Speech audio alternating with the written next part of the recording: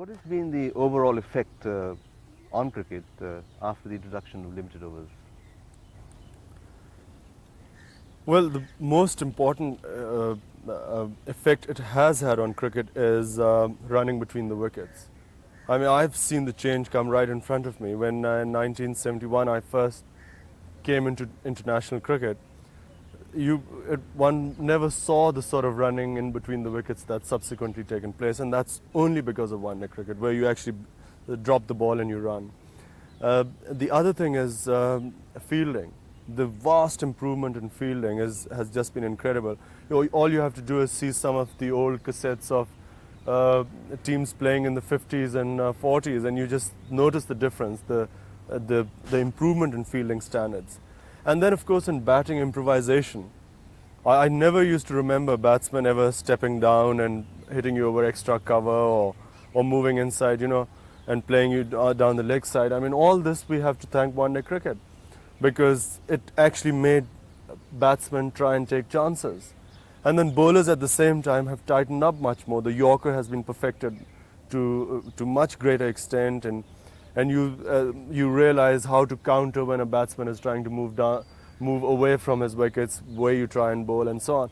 I mean, it has actually added a lot in that sense to one-day cricket, but basically it's defensive stuff as far as the bowlers are concerned, because you don't try and take wickets.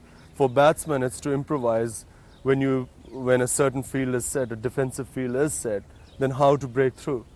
And of course, running in between the wickets, how to take quick singles. I think these are the three major effects. What about this aggression that's come into the game now? Is it more or less than it was? Aggression, I think, actually came in Test cricket. It's not due to one-day matches. I mean, I think we have to thank Ian Chappell's 1975 Australians, who actually brought the aggression into the game.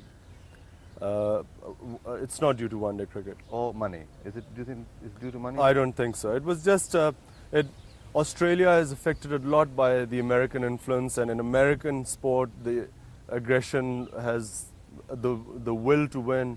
They have a completely different psychology to sport, and I think from there it went to Australia, and Australia everywhere. What do you think in terms? What is your thought process when you're selecting a team for a Test match and for a limited overs game? Well, in a limited over match, I would go in for all-rounders. I would select players who perhaps don't have that good a defense, but who can actually hit the ball. And then I would go for far fewer batsmen, specialist batsmen. Like, I mean, in India, we played one match with only 3 specialist batsmen, and the rest were all-rounders. I wouldn't do that in a Test match, because naturally there are 2 innings, and the temperament of a batsman is much more important. In a one-day match, because it's limited overs, you know that if your first 4 batsmen won't do much, the 5th or 6th batsman will not really be able to do much more than say someone who's a big hitter or the tail enders. So I take much more risks in one-day cricket, and also I change the batting order much more, which one does not in Test matches that frequently. Anyway, thank you, Imran, for talking with us. Okay.